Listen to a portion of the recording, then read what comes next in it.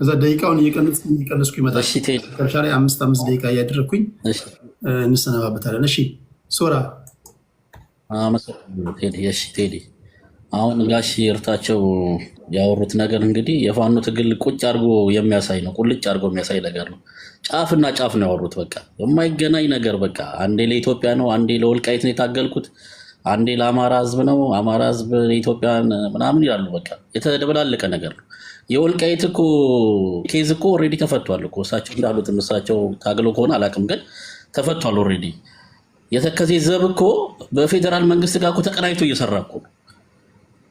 አሁን እኮ የጎንደር ፋኖች እኮ ወደ መንግስት እኮ እየተቀላቀሉ ያሉት እኮ እጅ እየሰጡ ወደ ሰላም መስመር እየገቡ ያሉት እኮ ኮዛቸው የወልቃይት ጉዳይ ስለሆነ እኮ ኮዛቸውን እያስጠበቀላቸው ያለው እኮ የፌዴራል መንግስት ከተከዜ ዘብ ጋር ተቀናጅቶ እየሰራ ስለሆነ እኮ የጎንደር ፋኖን እንደዚህ አይነት የበለጠ የሚያታግል ነገር እኮ ስለሌለ እኮ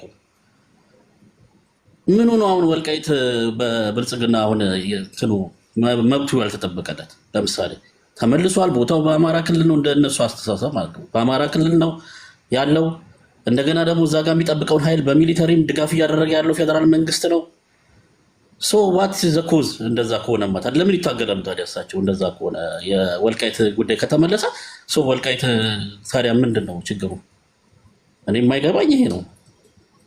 አሁን እኮ ችግሩ ይሄ ነው። አሁን እሳቸውን ብለዋል። አብይ አህመድ የውሸት እያወራ ሲቹዌሽን ሩም ቁጭ ብሎ ምናምን አብይን አሳንሶ ማየት ዋጋ የሚያስከፍል እንደሆነ አሁን እያዩት እኮ ሌሎችም በቃ የአብይ ላይ የሰሩት ትርክት በሙሉ ትክክል እንዳልሆነ ዛሬ አብይ ውሸታም ነው፣ አብይ ህፃን ልጅ ነው፣ ማሰብ አይችልም ምናምን ያሉ ሰዎች በሙሉ ዛሬ 50 ቀን ቆመው እያሰቡ ነው። ልክ ነን ልክ አይደለንም እያሉ ማለት ነው። አሁን መንግስት እያደረገ ያለው ነገር እኮ ትክክለኛ ነገር ጥፋቶቹ እንዳለ ሆነ እኮ ለምሳሌ የኢትዮጵያዊነት ስሜት የሚያመጡ ነገሮችን እኮ እያመጣ ነው። የወደብ ጥያቄ አለ። የታርጋ ጥያቄዎች እየተመለሱ ነው አይደል? ድሮ ደቡብ ምናምን የሚባለው ነገር ሁሉ እንዲቀር እየተደረገ ነው።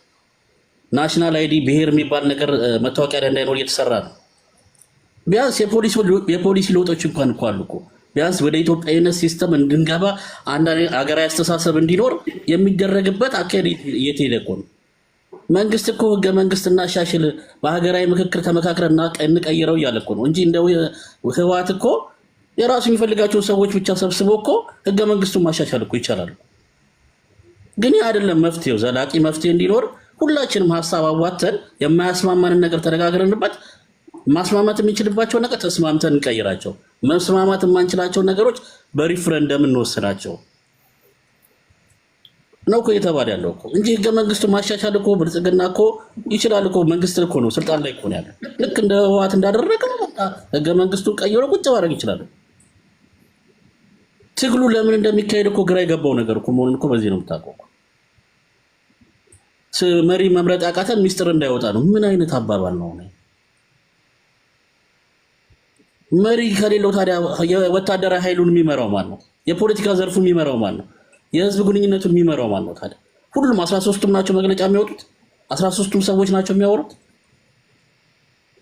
ምን አይነት አሰራር ነው? ወጥ የሆነ አሰራር የሌለው አካሄድ፣ ምኑም ከጫፍ ከጫፍ እንዳይገናኝ። ልክ ናቸው እንዳሉት የዶላር ድጋፍ ለማግኘት ከውጭ ድጋፍ ለማግኘት ሰዎች ሞራል የደጋፊዎቻቸውን ሞራል ለመጠበቅ አንድ ፓርቲ አቋቋምን ለማለት ሊመች ይችላል። ግን መሬት ላይ ያለው እውነታ ግን አይደለም። ይሄ ትግል ትክክለኛ አይደለም። እኛ እየሄድንበት ያለው ነገር እርስ በርስ የአማራ ልጆችን እያባላ ነው ብለው እኮ እየወጡ ያሉት እኮ እዛ ውስጥ ትግል ውስጥ የነበሩ ሰዎች ናቸው። ከነሱ በላይ ምስክር አለን። እዚህ ጋር ስላለንና ሆሆ ስለሚባል እኮ አይደለም እኮ ለደጋፊ 95% ተቆጣጥረናል፣ 10% ተቆጣጥረናል፣ 100% ተቆጣጥረናል ለማለት ሊመች ይችላል። ግን ትግሉ እንደዛ ነው ያለው። ያልታጠቅነው መሳሪያ የለም ድሮ ነው የቀረው ተባለ። እሺ ታዲያ ለምን ታዲያ ቀጥታ ታዲያ ስልጣን ለምን አትቆጣጠሩ? ለምን ባህር ዳር ላይ የክልሉ መንግስት ተቆጣጥራችሁ ታዲያ ለምን አታስተዳድሩ? እንደዛ ከሆነ ማን ከለከላችሁ ታዲያ? የሚሊተሪ እጅ እየሰጠ ከሆነ የእግረኛው ካለቀ ምናምን ታዲያ ለምንድን ነው ታዲያ መቆጣጠር የሚያቅታችሁ? ታዲያ ከተማው የሆነ አናሊሲስ እኮ መስራት ያስፈልጋል። የጠላትንም እኮ አናሊሲስ እኮ ሰርተ የሆነ ነገር እኮ መቃየር እኮ አለብህ። ትግል ላይ እኮ በአንድ ወጥ ብቻ እኮ አትሄድም። የሆነ ሰዓት ላይ የማይሆን ነገር ሲያጋጥም ሽፍት ታደርጋለህ፣ ወደዚህኛው ትቀይራለህ። አብዴት እያደረክ ራስን ነው የምትሄደው እኮ። ህወሓት ባለቀ ሰዓት እኮ መቀሌ ሊያስኬድ እኮ ድርድር የገባው እኮ ወዶ እኮ አይደለም። በቃ የሚመጣበትን ጣጣ እኮ ስለሚያውቅ እኮ ነው። ካልኩሌሽን መስራት እኮ ያስፈልጋል። አሁን እኮ ችግሩ ይሄ ነው እኮ። የአብይን ዝም ብሎ ጥላቻ ስላለ ሰው አብይ ላይ እንደዚህ ብሎ ሚዲያው ቀድሞ የሰራው ትርክት ስላለ አብይ ላይ የሆነ ብልጽግና ላይ ምናምን ነው እንጂ ቆም ብሎ ማሰብ እንዲያስችል እኮ የሚያስደርግ ስራ እኮ ይሰራል። ከነስተቱ ማለት ነው። ስህተቶች አሉ ሀገሪቷ ላይ፣ ግን መሰረታዊ ነገሮች ላይ ግን ሀገሪቷን ችግር ለመፍታት ጥረት እየተደረገ ነው። ይህን አቅም ማወቅ ያስፈልጋል። ቀደም እንዳልኩት የአማራ ህዝብ ትግል ፋኖ የወጣበት ትግል ፖለቲካዊ ሶሉሽን ነው ያለው። በአብዛኛው የህገ መንግስት ጥያቄ፣ በማንነት ላይ ተሞክሮ የሚደረግ ጥቃቶችን፣ አዲስ አበባ እንዳይገባ መከልከልን ፖለቲካዊ ሶሉሽን ማምጣት ይቻላል። ድርድር አንፈልግም፣ ከአብይ ጋር ከምንደራደር ከሴጣን ጋር ነው የምንደራደረው ብለህ ትርክት ላይ ሰቅለው እንዴት ተቀራርበው መነጋገር ይቻላል? ለመቀራረብ እንኳን እንግዲህ እሳቸው በጣም ትልቅ ሰው ናቸው። እንደውም ማስታረቂያ ሀሳብ ነበር ማምጣት የነበረባቸው። ይባስ በቃ ሴጣን ነው፣ ከዚህ መንግስት ጋር እንደራደርም፣ ይሄ መንግስትን አንፈልግም። እሺ ከማን ጋር ነው ታዲያ የምትፈልጉት? እኔ የማይገባኝ እኮ ይሄ ነው። ከመንግስት ጋር ካልሰራ ዘላቂ መፍትሄ እንዲመጣ ከመንግስት ጎን ልክ እንደ ታካዜ ሆኖ የክልላችሁን ሰላም፣ ደህንነት፣ የክልሉን ወሰን ማስጠበቅ ነው የሚቀለው ወይ ዝም ብሎ የማይረባ ትግል እርስ በርስ እየተጠላለፉ እርስ በርስ እየተገዳደሉ እርስ በርስ እየተወነጃጀሉ? ዲሞክራሲያዊማ ቢሆን እኮ ምርጫ ተመርጦ መሪ ጸሐፊ ምናምን ተብሎ ይደረግ ነበር። ዲሞክራሲያዊ ስላልሆነ ነው። ትጥቅ ታጋይ ዲሞክራሲያዊ ሆኖ አያውቅም። ለዛ እኮ አዲስ አበባ ሲመጣ ሌላ እልቂት ነው የሚመጣው። ይሄ ፓርቲ አዲስ አበባ ላይ የሚመጣ ይሄ ትግል ዲሞክራሲያዊ ሊሆን አይችልም። የዲሞክራሲያዊነት ስሜት እንኳን አይታይበትም። በአሁኑ ሰዓት በሀሳብማ በዲሞክራሲ የሚያምን ታጋዮች ቢሆኑ እነፋኖ ከእስክንድር ጋር እኮ ሰላም ያወርዱ ነበር እኮ በመነጋገር ማለት ነው። ግን ዲሞክራሲ አይደሉም። የዲሞክራሲያዊ አስተሳሰብ እዛ ትግል ላይ የለም። በጠበንጃና በጠበንጃ ብቻ ነው ነገሮችን ለመፍታት ጥረት እየተደረገ ያለው። እሺ አመሰግናለሁ። ቴንክ ዩ ሶራ። እሺ አንዳንድ ብሔርተኞች ቴሪ ዝም ትላለህ እንዴት? ምን ላድርግ እኔ? ምን አባት ላድርግ? ታጋይ ነኝ ብላል። የማንን ጎፈሬ ታበጥራለህ? መተህ ፋይት አድርግ። እዚህ አንበሳ ነብር በጊፍት የምሰበሰበው አንተና እኔ ልታገልልህ? እኔን ተማምነህ ነው ትግል ውስጥ የገባው? የማንን ጎፈሬ እያበጠርክ ነው? ምን ላድርግ እኔ? ቁጭ ብለህ ታደምጣለህ ታፕታፕ እያደረግ። እሺ እኔ እኮ በጣም ነው የሚገርመኝ እኮ። ምን ላድርግህ እኔ? እሺ ወደ ይርታቸው ሶራ። ኦኬ የውርቃ ዝምታ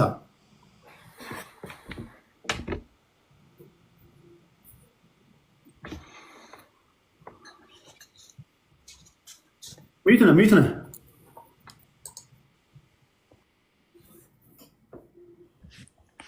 እሺ ሰላም ቴዲ፣ አሁን ይሰማል? ይሰማል። እንዴት ናችሁ ሁላችሁንም? ያው ብዙ ነገር አምልጦኛል ብዬ አስባለሁ። የተወሰነ ነጥብ ላይ ነው እና የደረስኩት። እንደ እርምት ቢወሰድልኝ ብዬ የማስበው ነገር አለ። የኦነግ ትግልን ወደ 70 ዓመት ጎትተውታል እና አባታችን ኦነግ ምስረታውን ጎግል አድርጎ ምናልባት ቴዲም ሊነግሮት ይችላል 1973 በአውሮፓውያን ነው እና 70 ዓመት አይሞላውም፣ አይደርስም። ምናልባት ሚስ ኢንፎርሜሽን ለተከታታዮች ባይሰጥ መልካም ነው ብዬ አስባለሁ በመጀመሪያ ደረጃ። ከዛ ባለፈ ቤተመንግስት ዛሬም ኦነግ አለ የሚል ነገር አንስተዋል፣ ወይም ኦነግ ነው ቤተመንግስት ያለው የሚል ነገር አንስተዋል እና የኦሮሞ ነፃነት ግንባር ወይም የኦሮሞ ነፃነት ሰራዊት ደግሞ ዛሬም ለህዝቦች ነፃነት እንዲሁም ደግሞ ለሰፊው እየተገደለ እየታሰረ እየተፈናቀለ እየታሰረ ላለው ህዝብ ይሄ መንግስት በሚቀባው ልክ ጠመንጃን አንስቶ በጠመንጃ እየታገለ ከጀመረ ኦልሞስት እንግዲህ 6ኛ ዓመቱን ጨርሶ 7ኛ ዓመት ነው ቢያንስ በዚህኛው በለውጡ ዓመት ወይም የለውጥ መንግስት በሚባልበት ማለት ነው። ስለዚህ ይሄም የተሳሳተ ነው። ኦነግ ዛሬም ትግል ላይ ነው ያለው። ይሄንን እንድትረዱት ለማለት ነው የመጀመሪያ እንደ እርምት መስጠት የፈለግኩትኝ ነገር ማለት ነው። ከዛ ባለፈ ምናልባት እንግዲህ ቴዲ አጀንዳዎች አሉ። ወደ አጀንዳዎቹ ከመሄዴ በፊት ግን አሁንም ያው የሚመለከቱን ነገሮች ማንሳት ተገቢ ስለሆነ ለማንሳት ያክል ላንሳ። እሱም ምንድን ነው? የምንታገለው ለኢትዮጵያ ነው ተብሏል። መልካም። ለኢትዮጵያ የሚታገሉ አካላት ደግሞ ትግልን ሌሎች አካላት በምን አይነት መልኩ ይረዱታል? ወይንም ደግሞ ለሌሎች ዜጎች ለሌሎች ብሔሮች ስጋት የማይሆንበት ትግል ነው ወይ እየተደረገ ያለው? አሁን መሬት ላይ ያለው ትግል መሬት ላይ ያሉ ህዝቦች ያንን ትግል እንደ ተስፋ ወይስ እንደ ስጋት እያዩት ነው? ምክንያቱም ከጥያቄዎች አንዳንድ ከፖለቲካ ኤሊቶች ማህበረሰብን እንደ ማህበረሰብ ከማሳነስ ማህበረሰብ ላይ ከሚደረግ ዘመቻ ባልተናነሰ መልኩ ደግሞ የሆነን ማህበረሰብ ወይም ብሔር በተለይ እኔ አሁን የመጣሁበት የኦሮሞን ብሔር ከመንግስት ጋር በማድረግ ወይም የመንግስቱ አንድ አካል በማድረግ ኦሮሞማ ይውደም፣ የኦሮሞማ መንግስት ይውደም፣ የኦሮሞ ህዝብ ገዳይ ምናምን የሚባሉ ነገሮች አሉና እንደነዚህ አይነት ነገሮች አንድ ለኢትዮጵያ እታገላለሁ ከሚል ድርጅት ያው የኦሮሞ ሰፊ ህዝብ ከኢትዮጵያ ክፍል አንዱ ነው እና ነገ ይሄን ትግል በተስፋ ወይስ በስጋት ያየዋል? ይህንን ነገር ቢመልሱልን ደስ ይለኛል ማለት ነው። ከዛ ባለፈ ትግሉ ወደፊት ከሚሄደው ይልቅ ወደ ጎን የሚሄደው ነገር እየሰፋ ነው። ከዚህ በፊትም ተናግሬ ነበረ። ወደፊት ማለት እንታገለዋለን ብለው የሚያስቡት ወይም የሚናገሩት አካል አለ። ከዛ ይልቅ ግን ዕለት ተዕለት የሚደረጉ ወይም የምናያቸው የሶሻል ሚዲያው መሬትም ላይ ያሉት ትግሎች ጎንዮሽ ናቸው፣ ወደፊት የሚሄዱ ሳይሆኑ ማለት ነው። እርስ በርስ የመገፋፋት እርስ በርስ የመገዳደል ከዛም ባለፈ ደግሞ አንዱ አንደኛው ላይ ዘመቻዎችን የሚያደርጉ ናቸው። ምናልባት እንደነዚህ አይነት ነገሮች ትግል ውስጥ ሊኖሩ ይችላሉ፣ ትግል ውስጥ የሉም ሳይሆኑ፣ ነገር ግን ወደፊት ከሚሄደው ይልቅ ወደ ጎን የሚሄደው እየሰፋ አይደለም ወይ? ሶሻል ሚዲያውን መቆጣጠር ተችሏል ወይ? ማስ ሚዲያው ላይ ምን አይነት ስራዎች እየተሰሩ ነው? መሬት ላይ ያለው ኃይል ወደ ጎን የሚያደርገውን ትግል መቀነስ የማይችልበት ምክንያቶች አሉ ወይ የሚለውን ነገር ማንሳት እፈልጋለሁ። ከዛ ባለፈ አንድ እህታችን ቅድም ያነሳችው ነገር አለ። ምንድነው? ወፍ ዘራሽ ነን የሚል ነገር አንስታለች። የሰው ልጅ ወፍ ዘራሽ አይሆንም። የመጣንበት ማህበረሰብ አለን፣ የመጣንበት አካባቢ አለን፣ የምንከተለው የራሳችን አስተሳሰብ ይኖረናል። የትምህርት ደረጃችን፣ ጾታችን፣ ሃይማኖታችን የተለያየ ሊሆን ይችላል። ነገር ግን ደግሞ ሁላችንም በራሳችን አስተሳሰብ የቆምንበት መንገድ ልክ ነው እና ወፍ ዘራሽ የሚለው አባባል ምናልባት በሀገራችን እንደ ስድብም እንደ ንቀትም ይታያል። አንድን ሰው ለማሳነስ ስትፈልግ ከኬት የመጣ ነው ወፍ ዘራሽ ነው ትባላለህ እና ሰው ራሱን በዛ ልክ መጥራቱ ተገቢ አይደለም። ወፍ ዘራሾች አይደለንም። ነገር ግን የቆምንበት የፖለቲካ ሀሳቢ ደግሞ ወፍ ዘራሽም ሊያስብለን አይገባም። ለምንድን ነው አንድ ብሔርተኛ ወፍ ዘራሽ የሚባለው? ኢንዲቪዥዋል ራይት ያልተከበረ ከሆነ፣ ግሩፕ ራይት ያልተከበረ ከሆነ በግሩፕ ያልተከበረልኝን መብት በግሩፕ መታገሌ ወፍ ዘራሽ አያስብልም። በግል ያልተከበሩ ብሔርተኞቹን ሳይሆን ከብሔርተኞቹ እሳቤ ውጭ ያሉትን በተለምዶ ኢትዮጵያኒስት የሚባሉት ወይም ደግሞ በእኔ እንትን እነዚህ የሊበራል አይዲዮሎጂ መቀንቀን አለበት የሚሉትን ማለቷ መሰለኝ እንጂ ብሔርተኞችን አይደለም ወፍ ዘራሽ አለችው። ገብቶኛል። ወደዛ ልመጣ ነው። አሁን እንግዲህ የምንታገለው እኛ ወፍ ዘራሾች ካልተባለ ደግሞ የማይታገሉት ወፍ ዘራሾች ናቸው ማለት አይደለም። ምክንያቱም እሳቤ ነው። በነገራችን ላይ ብሔርተኝነት ራሱን የቻለ የፖለቲካ እሳቤ ነው። ከዛ ደግሞ የዜጋ ፖለቲካ መከተል ራሱን የቻለ የፖለቲካ እሳቤ ነው። ሰዎች ብሔርተኝነትን አይፈልጉም። አንድነት ይሻለናል ወይም ደግሞ የዜጋ ፖለቲካው ይሻለናል ብለው ሊያስቡ ይችላሉ። ያንንም ማለት ወፍ ዘራሽ አያስብልም ማለት ነው። ያው የመጡበት ማህበረሰብ አለ፣ የሚኖሩበት ማህበረሰብ አለ፣ ቢፈልጉትም ባይፈልጉትም ማለት ነው። ስለዚህ እንደዛ ባይታሰብ ጥሩ ነው። ምናልባት ያው እሷን ተናገርኩ ወይም እሷን ነካባት ትለኝ ምናልባት የታችን ፖለቲካ አላውቅም ፖለቲካ ውስጥ የለው ምናምን ትላለች። ነገር ግን ፕሮፋይሏን ገብቼ ቼክ ሳደርግ ከትላልቅ የጦር ጀነራሎች ጋር ሁሉ ፎቶዎች ያሏት እና እድሉን ያገኘችበት መንገድ ያ መለጠፍ ካስፈለገ እንትን እለዋለሁ፣ ስክሪንሹት አድርጌዋለሁኝ እና አያስፈልግም። አሁን እንደዚህ ነው። አሁን እኛ የምንታገለው በነገራችን ላይ እንደነዚህም አይነት ነገሮችን ነው። ሰው ራሱን ሆኖ ምናልባት ይቅርታ ያደረግልኝና ባለቤቷን ባለስልጣን ሊሆን ይችላል። በዚህ አይነት እንግዲህ አላቅም ቴዲ፣ ምናልባት የሚታይ ከሆነ አይ ቲንክ ይታያል። ሰማይ የለበሰችው እሷ ናት። አዎ፣ ሌሎችም ፎቶዎች አሉ። ይቅርታ ምናልባት ወደ ግል ሀሳብ ስለገባው ወደዛኛው ማለት እኮ የተለመደ ታክቲክ ነው። ምናልባት ለዛ በሌለችበት እሷን ብዙ እሳት ናት አለች እንደ እሳት የናሰች ፖለቲከኛ ናት እኮ አውቃ እኮ ጀስት ፕሮቶኮሉ እንዳናበላሽ ብዬ። አይ ፐብሊክ ነው፣ ፐብሊክ ላይ ፖስት የተደረገ ነው መሰለኝ። ከዛ ውስጥ ነው ከራሷ ከፕሮፋይል ነው። ሌሎችም ሰዎች ገብታችሁ ቼክ ማድረግ ትችላላችሁ። እና እቺ ቴክኒክ ናት። በነገራችን ላይ በተለይ መንግስትን የሚደግፉ ሰዎች የመንግስት እንትኖች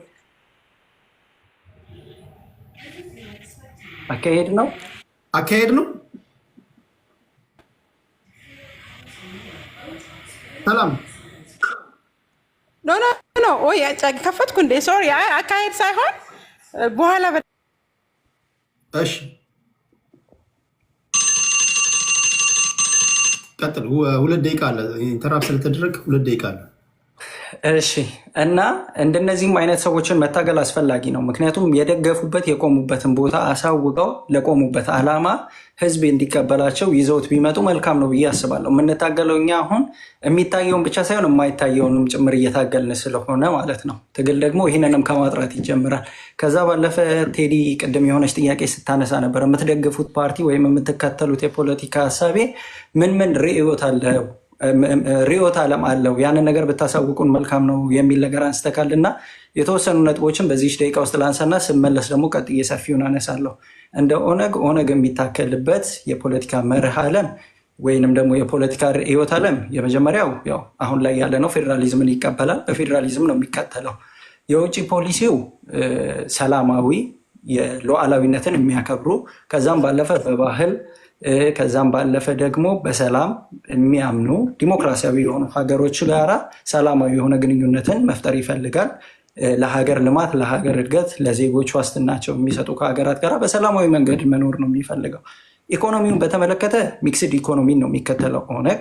ሚክስድ ሆኖ ኢኮኖሚን በሚከተልበት ሰዓት ላይ ደግሞ የሚሰራቸው ትላልቅ ነገሮች አሉ። ከነሱም ውስጥ የመጀመሪያው መሬት የህዝብ ነው የሚለው ነው። የመጀመሪያው ነጥብ መሬት የህዝብ ነው። መሬት የህዝብ ከሆነ በኋላ ደግሞ እዛ መሬት ላይ ያሉ አርሶ አደሮችን ምርታማነታቸውን መጨመር፣ ከዛ ባለፈ ደግሞ አርብቶ አደሮችን ድጋፍ ማድረግ፣ ለአርብቶ አደሮች የሚደረጉ ክትትሎችን በተደጋጋሚ ምክንያቱም የኛ አካባቢ አርብቶ አደር የሚባሉት አካባቢዎች በረሃማ እና ብዙዎቹ ዘላን የሚባል ኑሮን የሚኖሩ።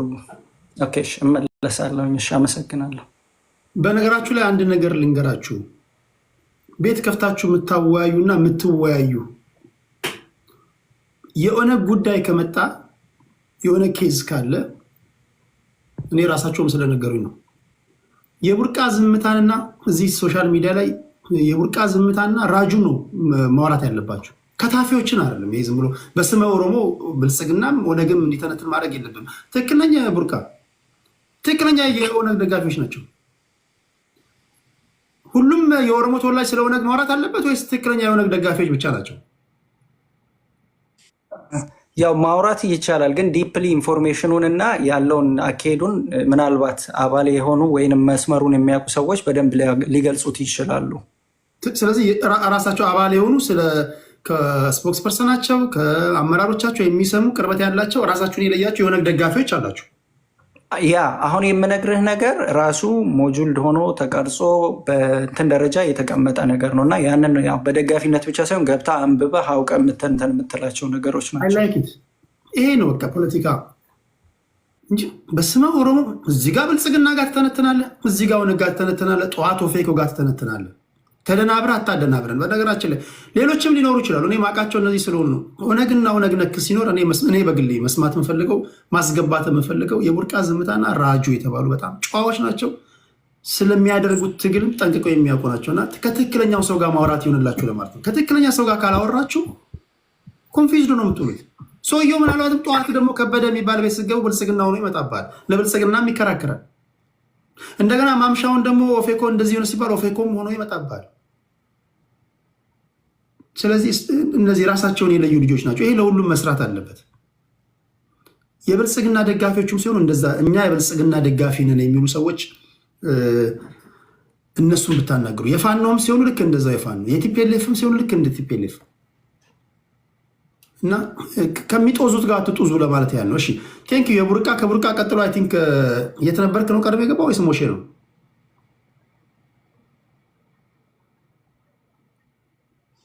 አይ ቲንክ የተነበርክ ነው። ከሌለ ግን አለ። ኦኬ ሰላም ስታወራ ሰምታችኋል? ሞሼ ሰላም ስታወራ ሰምታችኋል? የተነበርክ ሰምታል? አልሰማሁም። ኦኬ ካልሰማ ስለዚህ ሰላም ናት ማለት ነው። ይርታቸው ሲያወራ ሰምታችኋል? አዎ ሰምቻለሁ። ስለዚህ ሰላም ናት ማለት ነው። ከሰላም ቀጥሎ ወደ ሞሼ እና ወደ ኧረ እኔ ነኝ ቴዲዬ። እኔ ሳላወራ ድጋሚ ያወራል። አይ ቆይ ይሄ እንትኑ እንደሌላኛው አይደለም አሰራሩ። ልክ አንድ ሰው ከላይ ሲወጣ ቀጥሎ ይሸጋሸጋልና ያኛው ቢሆን ኢዝሊ በተርታ መሄድ ይችላል። ይሄኛው ትንሽ ኮንፊውዝ ስለሚያደርግ ነው። እሺ አይ ቲንክ ተረኛ ነኝ መሰለኝ ቴዲ። ሳሚ አንተ ነህ ተራ አንተ። ምክንያቱም ሳም እንትና ስታወራ ሰላም ስታወራ ነበርና ገባኝ። አሁን ሳሚ፣ ሰላም፣ ሞሼ የት ነበርክ? ይርታቸው እንደዛ ነው የሚሄደው። እሺ አመሰግናለሁ ቴዲ። ቅድም ብልጽግና ራሱ ብሔር ተኮር ነው ወይስ አይደለም የሚል ሀሳብ ተነስቶ ነበርና እሱ ላይና ጌታቸው ረዳ ላይ የተነበርክ ሪፍሌክት ያደረገው ላይ የተወሰነ ነገር ማለት ፈልጋለሁ።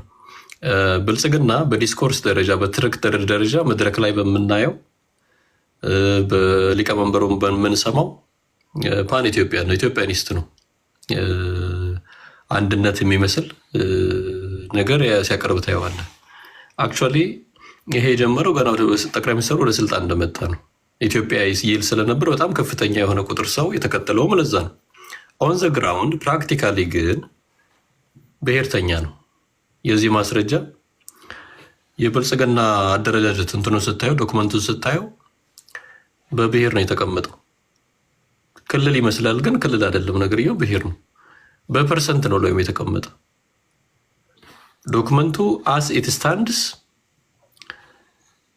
ሁልጊዜ ጠቅላይ ሚኒስትር ከአንድ ብሔር ብቻ የሚወጣው ዶክመንቱ ስታዩ ሁልጊዜ። ምክንያቱም ከፍተኛ ቁጥር ፐርሰንት የተሰጠው ለአንድ ብሔር ነው። በብሔር ስለሆነ የተደራጀ ይሄ ብሔር ይሄን ያህል የፓርላማ ኮምፖዚሽን፣ ይሄ ብሔር ይሄን ያህል፣ ይሄ ብሔር ይሄን ያህል። ሁልጊዜ 100 ዓመት ብልጽግና ካለ 100 ዓመት ከብልጽግና አንድ ብሔር ብቻ ጠቅላይ ሚኒስትር የሚሆነው ማለት ነው።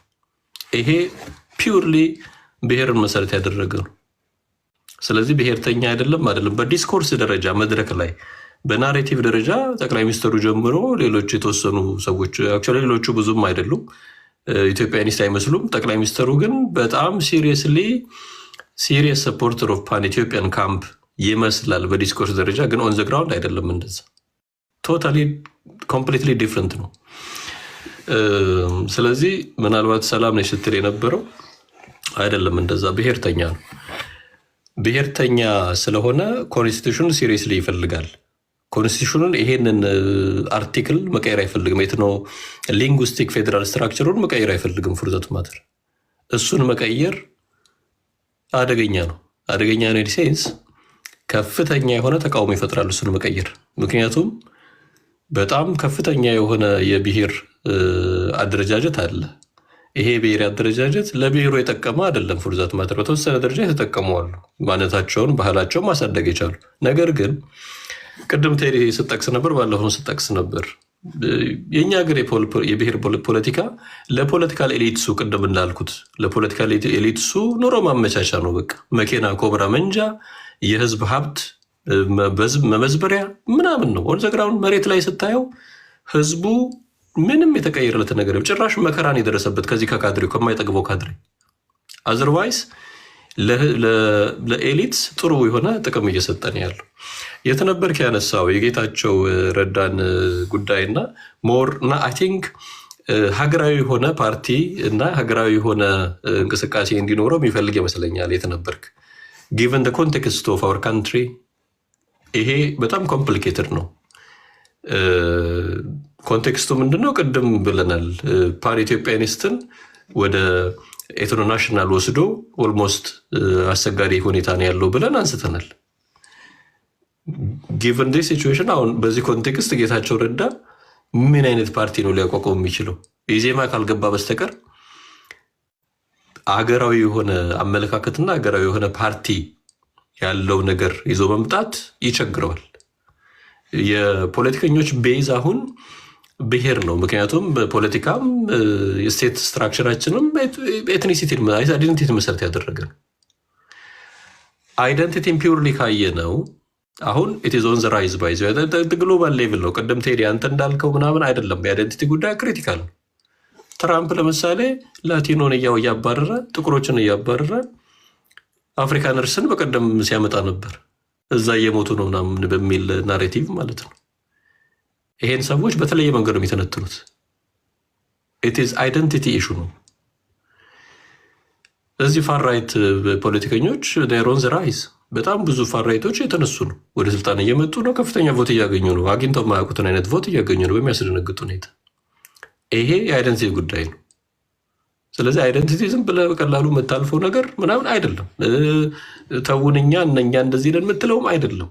በእኛ ሀገር ደረጃ ደግሞ ኢት ኢዝ ቬሪ ማች ኮምፕሊኬትድ፣ በጣም ኮምፕሊኬትድ ነው በእኛ ሀገር ደረጃ እና ኢቨን አሁን የህገ መንግስት አሜንድ ይደረግ ቢባል በጉልበት ካላረክ በስተቀር ይሄ ብሔርን ይዞ ሲዘርፍ እየከረመ እየዘረፈ ያለ ወደፊትም ለመዝረፍ ፕላን እያደረገ ያለ የፖለቲካ ቡድን አያሰራህም። ለተለይ ሊያስቀይርህ አይችልም። የደም መፋሰስ ምናምን ይመጣል ካልሆነ በስተቀር። ከዚያ ውጭ እንደ መፍትሄ ነው የማየው። አሁን ቀደም ቡርቃ ምናልባት የቡርቃ ዝምታ ካልወጣ እንዲመልስልኝ የምፈልገው ነገር ትናንት እሱ ቤት መሰለኝ አይ ቲንክ ለአጭር ደቂቃ ገብቼ ነበርና መፍትሄ እያለ ሲል ነበረ። ብዙ ጊዜ ችግር ነው የምናወራ የነበረው እና ምንድነው መፍትሄው ሲል ነበረ። ጥሩ ሀሳብን ያነሳው እና አሁንም እዚህ ጋር እሱ ሪፍሌክት ለማድረግ ፈልጋለሁ። ሰዓት አለኝ ይመስለኛል። አንደኛ የትጥቅ ትግል አሁን ባለው የኢትዮጵያ ሁኔታ አዋጭ ነው ወይ? ውጤታማስ ነው ወይ? በተለይ የቡርቃ ዝምታ አድቮኬት የሚደግፈው የፖለቲካ ቡድን ኦነግ ስንት ዓመት ተዋጋ?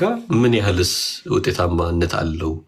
ፍራጃይል የሆነ እንቅስቃሴ እንዳለው ግልጽ ነው። ምክንያቱም መከፋፈል አለ ምናምን ያለ አማራ ፋኖ ጋር ያለው አለ።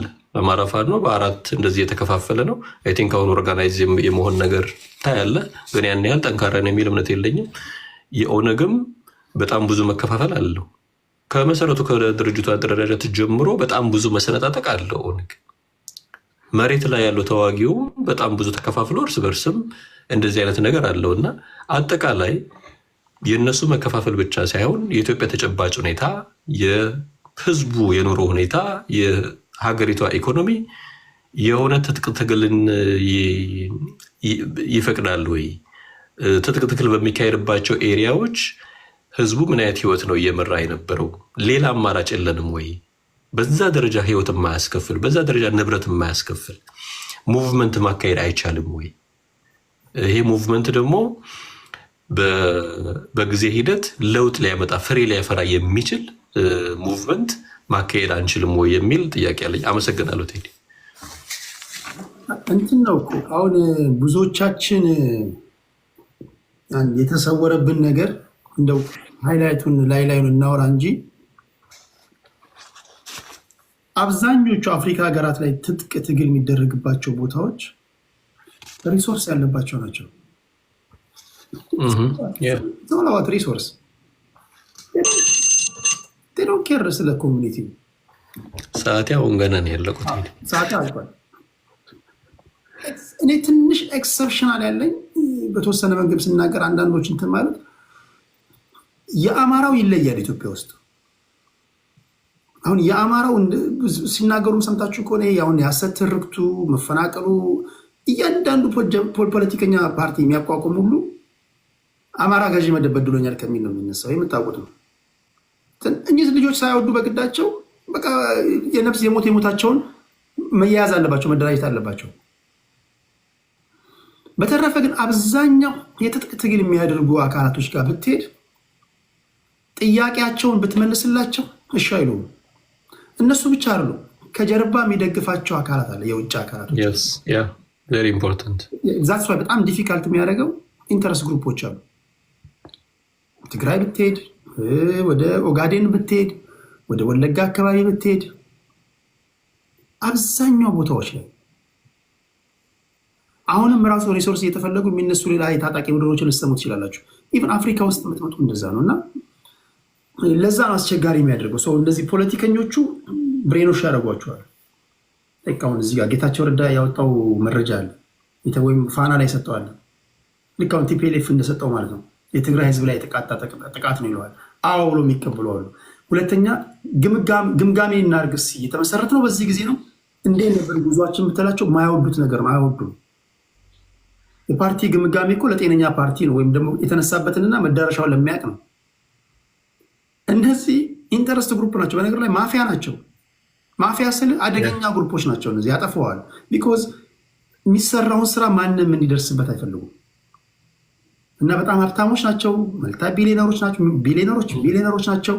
ወርቅ ያጋብሳሉ።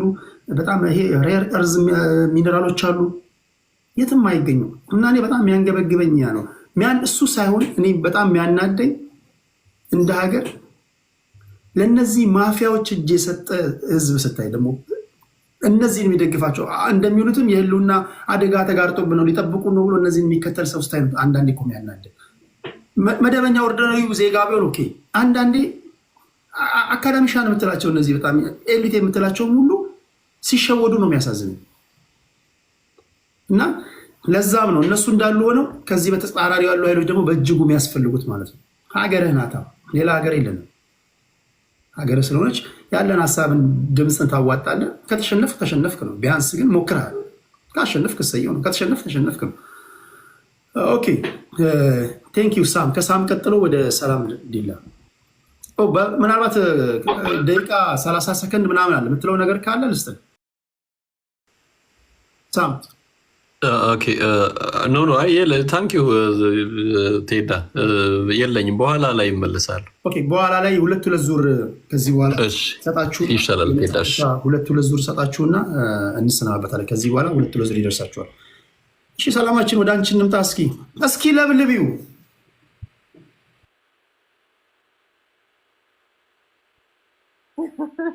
አረ ቴዲ እኔ አይገባቸውም። በጣም ነው እኔ ሀገሬን የምወደው። እኔ እውነቴን ነው የምላቸው። አሁንም ኢትዮጵያ ሕዝብ እንድትረዱኝ የምፈልገው እኔ ፖለቲከኛ አይደለሁም፣ ግን ከምላችሁ በላይ ሀገሬን እወዳለሁ።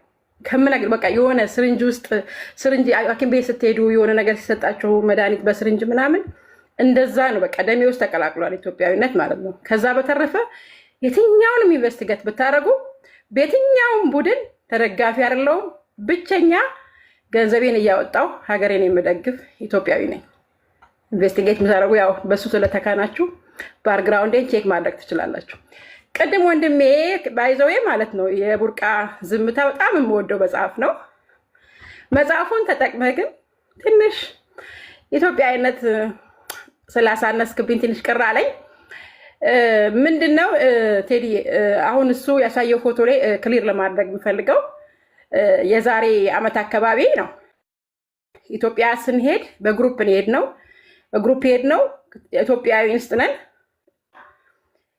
ለማገዝ ሄድ ነው። እኔ መከላከያ አምባሳደር ነኝ። ባይዘው የመከላከያ አምባሳደር ነኝ። የመከላከያን በየትኛውም አጋጣሚ ያገኘሁት አጋጣሚ ሰዎችን እያደራጀውኝ በፈለገው ነገር በደንብ መስጠት ባለፈው ወደ 25 ኮምፒውተር ይዘን ሄደናል።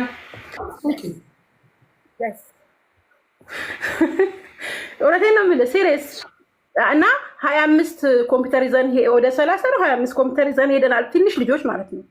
ለምን በቃ በቴክኖሎጂ ደግሞ ራሱን እንዲያሳድግ በማለት በሚቀጥለው ደግሞ የሴቶች ብዙ የሚያስፈልጋቸው ነገሮች አሉ ይዘን እንሄዳለን። በየአመቱ መከላከያን አግዛለሁ ማለት ነው። ይሄ በየትኛውም ጊዜ የሚቆም አይደለም። ለምን ሀገር የሚጠበቀው በመከላከያ ነው። ባይዘው ሀገር እኔ እናንተ ቴዲ እዚህ ጋር ቁጭ ብለን ስለ ኢትዮጵያ የምናወራው ኢትዮጵያ ሀገር የምትባል ስላለችን ነው። ባትኖር እኮ እንደ ሊቢያ ብትሆን በቃ የምናወራው የለም። ጀስት አዝነን ቁጭ ነው የምንለው። ግን ይሄን የሚጠብቅ ማን ነው? መከላከያ ነው።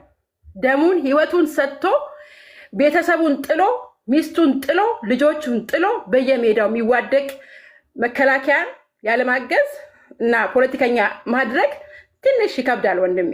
እኔ ፖለቲከኛ ነኝ ብትሉኝ ተነትነዋለሁ። ፖለቲካውን በደንብ አድርጌ አውቃለሁ። ፖለቲካ ግን የሴራ ፖለቲካዎች መቼም አታገኙኝም። መቼም የማንንም ገንዘብ አልፈልግም፣ የማንንም እርዳታ አልፈልግም፣ የማንንም እንትን አልፈልግ። ነገር ግን በራሴ ገንዘብ ሀገሬን አግዛለሁ። ያለኝን እውቀት ደግሞ እንዲህ ሊያደርጓችሁ ነው፣ ተጠንቀቁ፣ ሀገር ሊያፈርሱ ነው፣ በዚህ በኩል ተጠንቀቁ እያልኩ መረጃ የራሴ የእውቀት መረጃ አለኝ ጌታ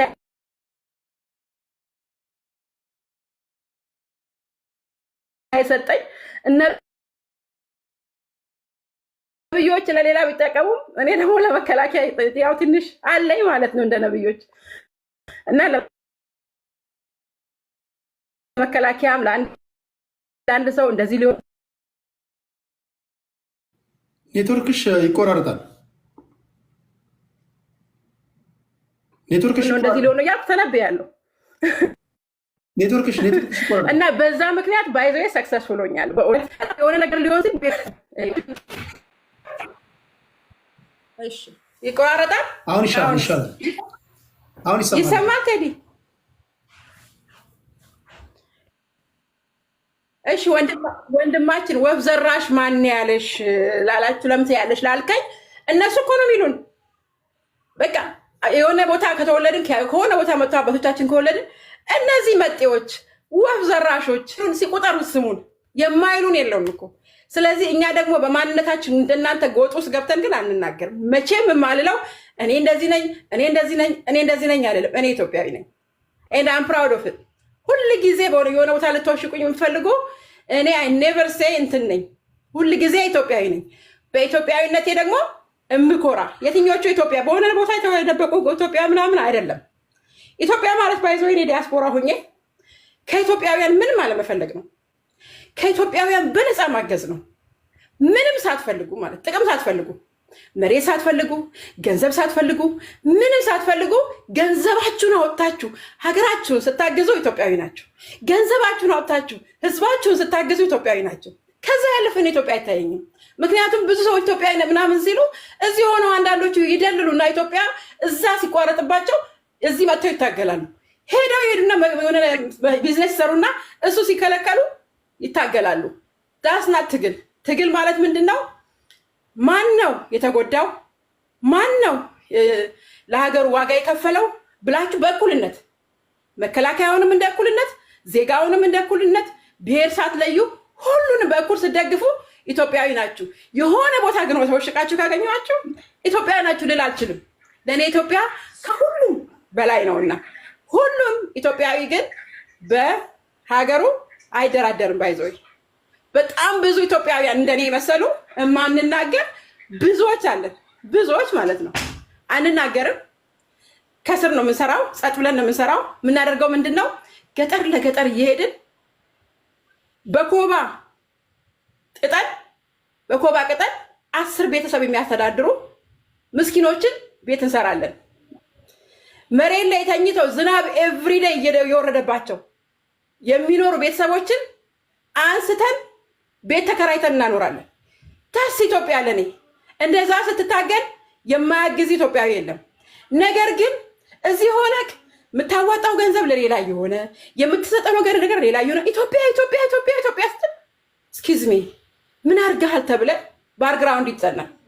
ባርግራውንድ ሲጠና ያዋጣው ገንዘብ የት ነው? ለጦርነት ከሆነ ለሆነ ነገር ከሆነ ኢትዮጵያዊ ነን ልንል አንችልም። ለምን?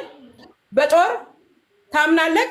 ህዝብህን የጎረቤት ሀገር አይደለም ህዝብህን ለማስገደል 1 ብር ካዋጣክ ኢትዮጵያዊ ነህ አልልም። ህዝብህን ግን መንግስት ተነስቶ ሲገል አብረን የምንቆመው እኩሉን ስታስቡን ነው። እኔ ከመንግስት ጋር የጦርነቱ ጊዜ ከመንግስት ጋር የተወሰነ ጊዜ ተጋጭቻለሁ። ምክንያቱም ማንም ኢትዮጵያዊ በሀገር ውስጥ መብቱ ነው መገደል የለበትም በሚል ማለት ነው። በትግራይም ጦርነት ቢሆን ማለት ነው።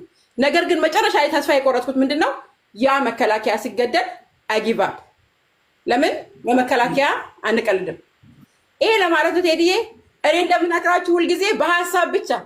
አሁን ወንድሜ ቅድም እንደዚህ አይነቶችን ነው የምታገለው አለ። እኔ ለምን ትታገለኛለህ? ሀሳቤን ታገለው። እኔ ሀሳብን ያዋጣሁት እንዳንተ አንተን አሁን እናንተ ጎበዝ ስለሆናችሁ ወይ ደግሞ የሚያግዛችሁ ስላለ እናንተ አይ እከሌ እንደዚህ ብሏል እናጥቃው፣ እንደዚህ ብሏል እናጥቃው አይባልም። በሀሳብ አንተም ኢትዮጵያዊ ነህ፣ እኔም ኢትዮጵያዊ ነኝ። አንተም ለሀገር ያገባሃል፣ እኔም ለሀገር ያገባኛል። እኩል ተነጋግረናል። የምናሸንፈው በሀሳብ ነውና I love you all my people። ደሞዝ አለሽ? እሺ ያለኝም ምንም በነፃ ገንዘቤን አውጥቼ ያው I love it by the way ማለት ነው። ብለስ ነው ያለው ጥቅማ ጥቅሞች ስፔር ላይ ያሉ ምናምን ጥቅማ ጥቅሞች ቴዲ የለም። ለዚህ እኮ ነው ቅድም ባክግራውንድ ቼክ አድርጎ አልኩ። በነፃ ደስ እያለኛው ማለት ነው። ባለቤቴም ደግሞ እግዚአብሔር ይባርከው በዚህ አጋጣሚ እሱም ሰፖርት ያደርገኛል። እንሰራለን፣ ሀገር እንደግፋለን። ከዛ በተረፈ መሬት ምናምን በምኑ በሴራ ፖለቲካ ውስጥ ዝም ብሎ የለም ቴዲ ወፍ የለም።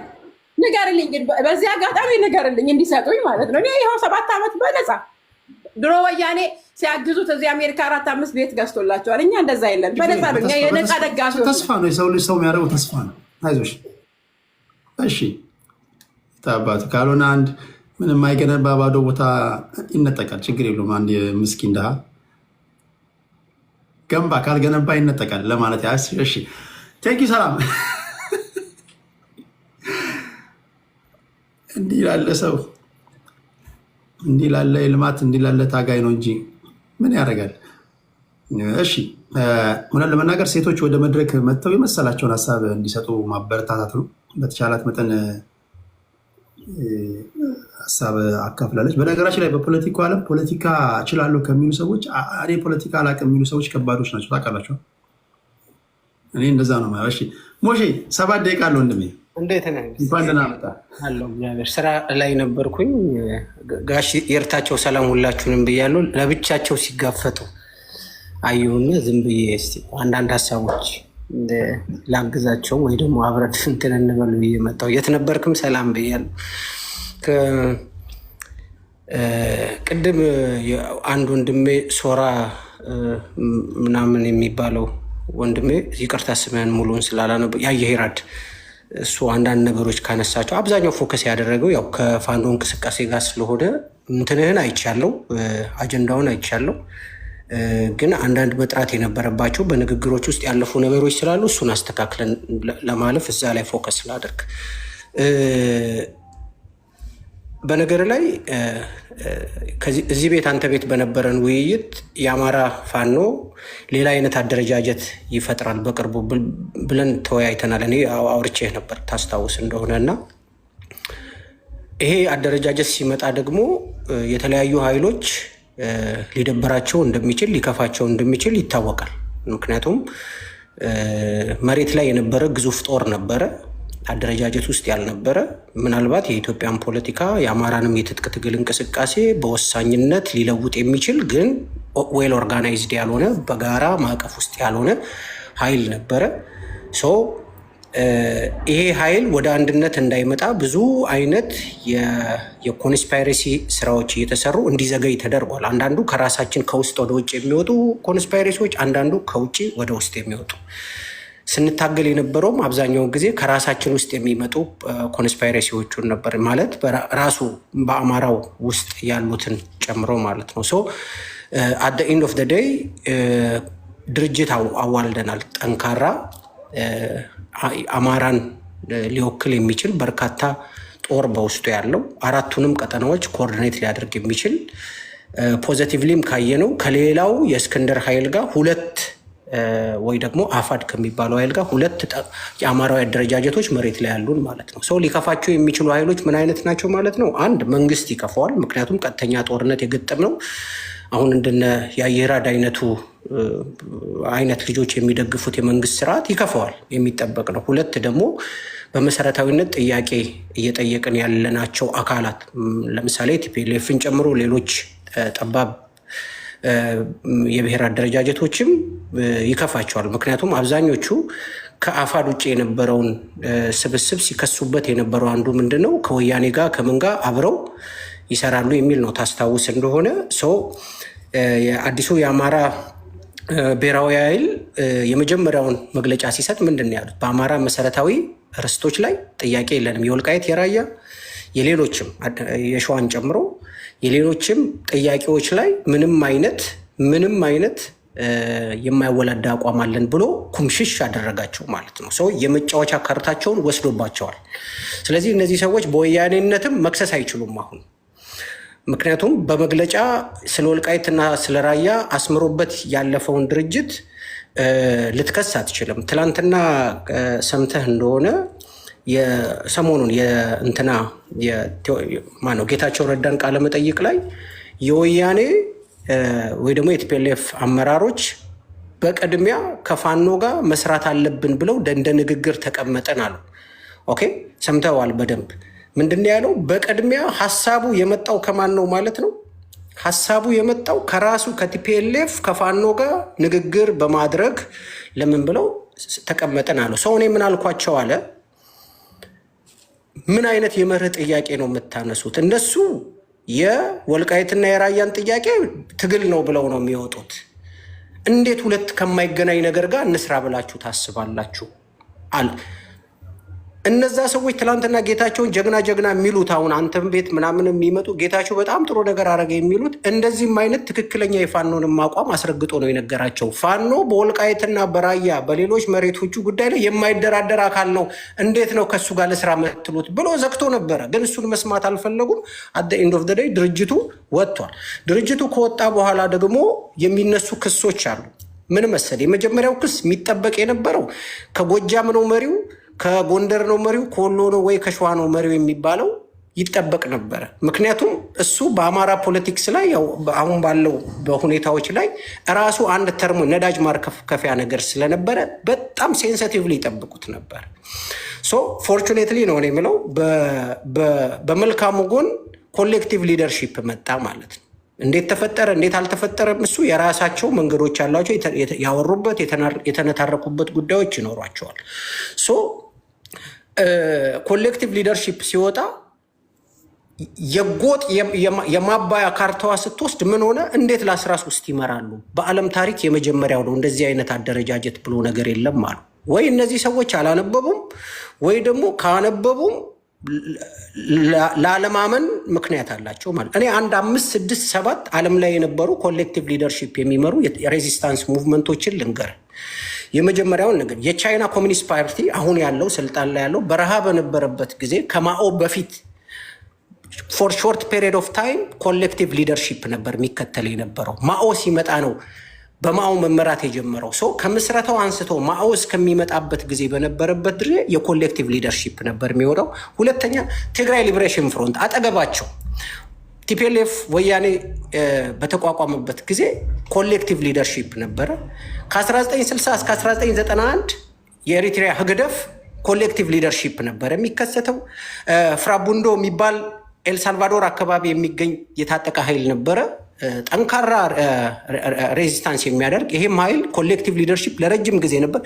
ፔኬኬ የሚባለውን ታውቁታላችሁ፣ ኩርዲሽ ሬዚስታንስ አርሚ። ይሄም ፔኬኬ የኮሌክቲቭ ሊደርሺፕ ነው የሚጠቀም የነበረው። አልጄሪያ ውስጥ አልጄሪያ ናሽናል ሊበሬሽን ፍሮንት የሚባል ነበረ። እሱም ለቅኝ ግዛት ጥያቄዎች ላይ ራሱ ሲታገል የነበረ ድርጅት ነው። ኮሌክቲቭ ሊደርሺፕ ነው። ብዙዎቻችሁ የምታውቁት የደቡብ አፍሪካውን ኤንሲንም እንወስድ። ከማንዴላ በፊት በነበረው እንትን ላይ የትጥቅ ፓርት ነበራቸው። የፖለቲካል ፓርት አለ፣ የትጥቅ ፓርት ደግሞ ኤንሲም ነበረው። ያ አርሚው ፓርቱ ወይ ደግሞ ስትራግል የሚያደርገው እሱም ምንድን ነበር? ኮሌክቲቭ ሊደርሺፕ ነበር የነበረው። ስለዚህ ብድግ ብሎ ከአየር ላይ የመጣ ዛፓፒስታ የሚባልም ሜክሲኮ አካባቢ የነበረ ጠንካራ እንዲህ እነ ዘመንና እነ ሀብቴ እነ ምሬ ተሰብስበው ቆይና የቁም ማህበር የሚሆን አንድ ተሰብስበን እናዋቀር ያሉት ነገር አይደለም። ቤዚካሊ የነበረ በዓለም ፖለቲካ የኃይል አደረጃጀቶች ውስጥ የነበረ የኮሌክቲቭ ሊደርሺፕ ነው የመጣው። ካርታዋን እያንዳንዱን የመጫወቻ ካርታዎች ነጥቀናቸዋል ከካድሬዎቹ። ስለዚህ አሁን በዚህ በዙሪያ ጥምጥም ይመጣሉ። ቴዲ ሰዓት ዘግቼ ነው የመጣሁት። ይህን በዚህ ደረጃ ግልጽ ለማድረግ ነው። ሁለተኛ ዙር ስመጣ የፋኖን እንቅስቃሴ ስፔሻሊ አሁን ከዘመቻ አንድነት ጀምሮ አሁንም ያሉትን የእርስ በርስም ነገሮች ካሉ እሱ ላይ በደንብ አድርጌ ያወራሉ። ቴንኪው ሞሼ። አንድ አዲስ ሰው ገብቷል። ሲሳይ ቪዲዮ ማብራት ትችላለህ ወይስ እግረ መንገድን የገባኸው?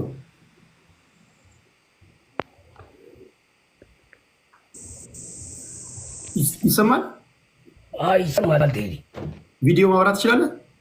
አዎ እችላለሁ። 1 ሚኒት።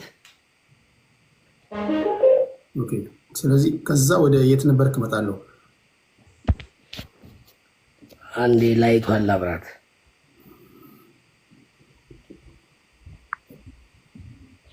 ይታያል ቴዲ መኪናው? ኦኬ። አልታይም። እኔ አንተ አትታይም። ሴቭ በለው። ጥየዋለሁ። እንዴት ዋላችሁ?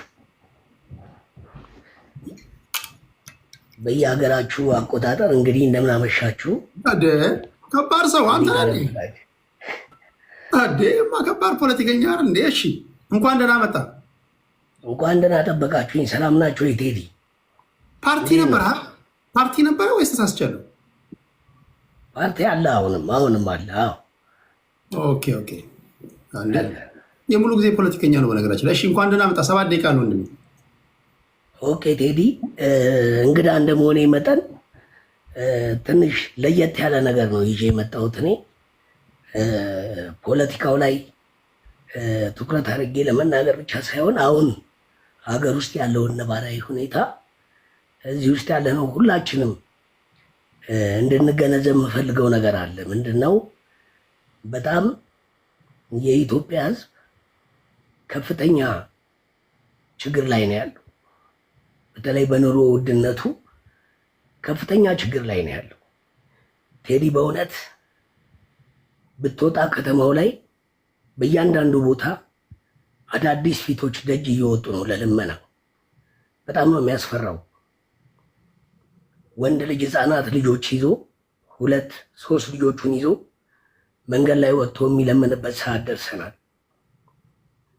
ዜጎቻችን የሚያሳዝን ሁኔታ ላይ ነው ያሉት። ስለዚህ መንግስትም የሚሰማ ከሆነ ከሀገር ውጭም ያላችሁ ኢትዮጵያውያን ሁላችንም ይህን ጉዳይ በጣም እጅግ ትኩረት ሰጠን ልናየው የሚገባ ጉዳይ ነው። እባካችሁን ኢትዮጵያውያን መቁረስ መብላት የቻላችሁ ኢትዮጵያውያን ሀገር ውስጥ ያላችሁ እባካችሁን ከምትጋግሩት በ3 ቀን 1 ቀን ከምትሰሩት ቀን በቀን ለራሳችሁ ከምታዘጋጁት ደጅ የወደቁትን አንድ ኢትዮጵያዊ መጎብኘትና ማየት ግድ የሚለን ጊዜ ደርሰናል።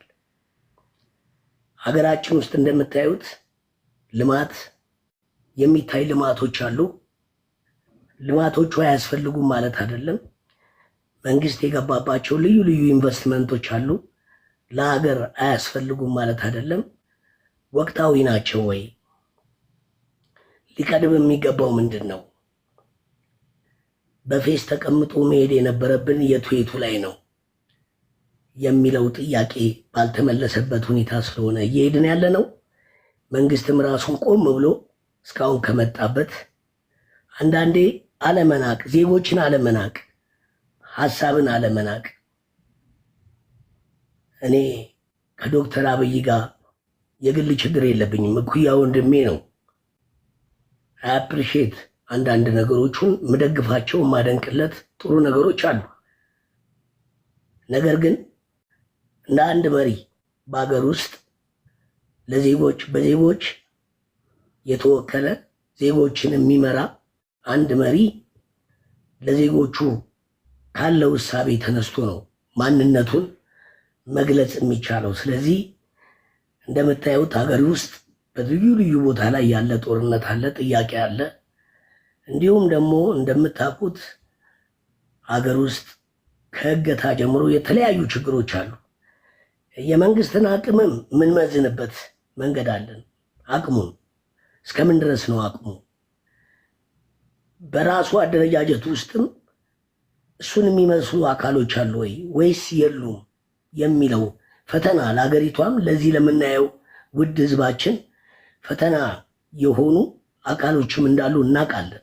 እነዚህን ሁሉ ግን ለመፍታት ሁሉን አባሮ ሁሉን አሳዶ ሁሉን ሳያቀርብ የሚሄድ መንግስት ለወደፊት በእውነት ነው የምነግራችሁ፣ እሱ ብቻ መውረዱ አይደለም በሀገር ላይ አስቀምጦ የሚሄደው ጠባሳ እጅግ ለሚቀጥለው ጄኔሬሽን እጅግ ጉዳት የሚፈጥር ነው። በጣም የቤት ስራ ለሚቀጥለው ትውልድ የቤት ስራውን እየቀነስን እንድንሄድ ከአንደበታችን ከሚወጣው ቃል ጀምሮ ለህዝባችን ካለን እሳቤ ጀምሮ ለቤታችን ያለን ወገንተኝነት አሁን እኔ ባለትዳር ነኝ፣ ልጆች አባት ነኝ። ለቤቴ ከማስበው ነገር ተነስቼ ደጅ ያለውም ልክ እንደኔ ወገኔ እንደ ሀገር ምን ይገባዋል፣ እንደ ሀገር መብቱስ ምንድን ነው፣ ግዴታው ምንድን ነው የሚለው ነገር ያሳስበኛል። ለቤቴ ያለኝ ፍቅር ለህዝቤና ለሀገር ያን ያህል ነው ያለኝ ፍቅር። ስለ እውነት ህዝቤንና ቤቴንና ልጆቼን አሳልፌ ሰጥቻለሁ። ለራብ ሰጥቻለሁ፣ ለመከራ ሰጥቻለሁ። በስር አሳልፍ ያለው በግል ንብረቶቼ ላይ መንግስት አላስፈላጊ ድርጊት አድርጎብኛል። በአሁን ሰዓት ብዙ መከራ ውስጥ ነው ያለሁት። ይህ ሁሉ ዋጋ የከፈልኩት አካሄዶች እንዲታረሙ፣ መንገዶች ህዝባዊ እንዲሆኑ፣ ሀገራዊ እንዲሆኑ፣ የብሔር ብሔረሰቦች ችግር ከቋንቋቸው ከባህላቸው ጀምሮ በያሉበት እኛም ሳንጠብቃቸው እነሱ ኔቸር ተፈጥሮ ጊፍት ያደረጋቸውን ጠብቀው የመጡ ናቸው። እንደው እኛ እያባዛን እያቀለጥን አንዱ ከአንዱ ከምናባላ በመርህና በህግ የተቀመጠ መብታቸውን አስቀምጠን እንደ ሀገር ደግሞ የሚቆሙበትና የህዝባችን ጥያቄ የሚመለስበትን ነገር እንድናደርገው። ጨርሷል ቴዲ? አለቀ? አላለቀም። 6 ደቂቃ በጥሞና አድምጫለሁ። አሁን ምንድን ነው አርጉ ምትልን? አሁን እናንተ ጋር ቴዲ ብዙ ጊዜ አንተ ጋር ሲገቡ በጣም ከተጀመረ ጀምሮ እከታተላለሁ፣ አድማጭ ነኝ። እድሉን ባላገኝ እንኳን ማድመጥ እወዳለሁ በጣም እና ማድመጥ ላይ መሰረት አድርጌ የሚሄድ ሰው ነኝ። እናንተ ጋር የምፈልገው ምንድን ነው? እዚህ ጋር ብሔርተኞች ትኖራላችሁ፣ የመንግስት ደጋፊዎች ትኖራላችሁ፣ ኢትዮጵያኒስት ትኖራላችሁ። አንድ ነገር ግን እንዲያግባባን የምፈልገው ነገር አለ።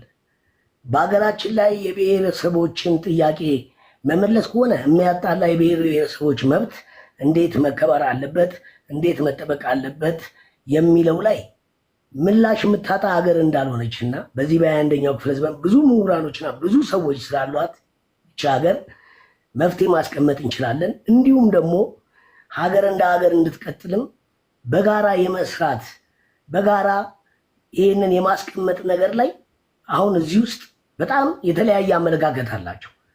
የተለያየ አመለካከታቸው ግን ከሚደግፉት ወይም ከሚፈልጉት አንጻር ነው የሚናገሩት። ሀገር ምን ትፈልጋለች ከሚለው አንጻርም ለምን አንነጋገርም? አብዛኛው ጊዜ እስኪ ለምን እዚህ ላይ ትኩረት ምንድን ነው የሚፈልገው? ሀገራችን ምንድነው የምትፈልገው? ህዝባችን ምንድነው የሚፈልገው? እስኪ ንገረን። አንተ ለምሳሌ አሁን እኔ ያስገባው አንተ ያንን ትናገር ነው። እነዚህ ያደጉ ትልልቅ አሁን ለምሳሌ አንተ ብዙ ሀገራትን ብንወስድ በብሔር እነ ናይጄሪያን መውሰድ እንችላለን፣ እነ ህንድን መውሰድ እንችላለን፣ ታላቋን አሜሪካ መውሰድ እንችላለን። እንደ ሀገር የቆሙት ብዙ ፈተና አልፈው ነው እንደ ሀገር የቆሙት። ህዝባዊነትን ወይ የዜግነት ፖለቲካን ሌሎቹንም በማይቃወም መልኩ ሀገር ያቆሙት በብዙ ዋጋ መክፈል ውስጥ አልፈው ነው። እኛም ሀገራችን ዛሬ ከፍተኛ ዋጋ ከፍላለች። ነገር ግን ቅድሚያ ለሀገሪቷ የሚያስፈልጋት ምንድን ነው? ለምሳሌ እነ ሁቱና እነ ቱሲን ከአፍሪካ ምሳሌ ማድረግ እንችላለን። መጀመሪያ ወደ ምርጫ ከመሄዳቸው በፊት መጀመሪያ ማንኛውንም ነገር ከመተግበራቸው በፊት ለሀገሪቷ ኮንስቲቱሽን ያስፈልጋታል ነው ያሉት። እኔ እዚህ ጋር መንግስትንም ብያለው፣ እዚህ ውስጥ ያላችሁትም ይህን የምትሰሙን ኢትዮጵያውያንም አክቲቪስቶችም ትሆናላችሁ። እቻ ሀገር ቅድሚያ የሚያስፈልጋት ምንድን ነው? ቴዲ ያላለቀም 1 ደቂቃ አለኝ። 1 ደቂቃ ጨምር ይላለሽ። እሺ፣ ኮንስቲቱሽን አገሪቷ ኮንስቲቱሽን ያስፈልጋታል፣ ናሽናል ዲያሎግ ያስፈልጋታል። ይህንን ለማድረግና ይህንን ምቹ ሁኔታ ለመፍጠር መንግስት ምቹ ሁኔታ በሀገር ውስጥ መፍጠር መቻል አለበት። በውጭም በሀገር ውስጥም ያለ ነው። ወደዚህ ሀሳብ በመምጣት የአንድ ሀገር ችግር እንዲፈታ አሁን በጦርነቱም ወደዚህ ባለመምጣታችን ነው። በውጭም በውስጥም ያለው የተለያየ በፖለቲካ ውስጥ የተሰማራው የተለያየ አመለካከት ይዞ የሚመጣው እኛ ሀገራችንን በህግ አሁን ለምሳሌ ህገ መንግስት ቅድም ስለ ህገ መንግስት ሲነገር ታርጋ እየተቀየረ ነው ብለዋል። አይ ህገ መንግስት እየተጣሰ ነው። ይሄን ህገ መንግስት አልደግፍም። ይሄን ህገ መንግስት ነው ያልደግፍም። ህገ መንግስት እየተጣሰ ነው ያለው። ይሄን ህገ መንግስት አክብረን ነገር ግን ህዝቦች የሚመሩበት ኮንስቲቱሽን በጋራ ማስቀመጥ መቻል አለብን። ይህንን ነው ምለው ቴዲዬ። የሀገራችን ጥያቄ ሊመለስ የሚችለው አገሪቷ ኮንስቲቱሽን ሊኖራት ይገባል። ይሄ ህዝብ አቀፍ ያልሆነ አገር አቀፍ ያልሆነ የብዙዎችን ጥያቄ ያልመለሰ ህገ መንግስት ስለሆነ አገሪቷ ኮንስቲቱሽን ያስፈልጋታል። ለኮንስቲቱሽን ትኩረት መስጠት አለብን። አንድ ሁለተኛ ደግሞ ለብሔራዊ መግባባት እውነተኛ የሆነ ብሔራዊ መግባባት የተቋቋመው ኮሚሽን በራሱ ትክክል ነው አይደለም የሚለው መገምገም አለበት። ስለዚህ አገር እንድትድን ከፈለግን ወደዚህ መምጣት ነው የሚቻል ከሆነ መንግስቱ 5 ዓመት በምርጫ የሚቀጥል ከሆነ ይቀጥላል፣ የማይቀጥል ከሆነ የሽግግር መንግስት በሀገር ውስጥ መጥቶ እነዚህ ነገሮች መከናወን አለባቸው ብዬ ነው ማምነው። ያለበዛ የሀገሪቷ ችግር እየባሰ ከድጡ ወደ ረመጡ እየሄድን ሀገርን እንጎዳለን። አመሰግናለሁ ቴዲ። ቴንኪ ሰዓት ወስጃለሁ፣ ይቅርታ። እንግዲህ መተህ ብዙ ነገር ስላካፈልከን ከልብ እናመሰግናለን። በሚቀጥለው ግን ስትገባ ቴዲ ሐዋሳ የቴሌግራም ቻናል አለ እንደዛ የሚባል እዛ ላይ አጀንዳዎች ጽፋለሁ። አጀንዳዎችን አንብበ የሚመች ከሆነ በዛ ዙሪያ ላይ ይህን ብል ደስ ይለኛል ከወንድሞቼ ጋር ብካፈል። እሺ ቴዲ ቴንክ ዩ። እሺ ወንድሜ፣ እሺ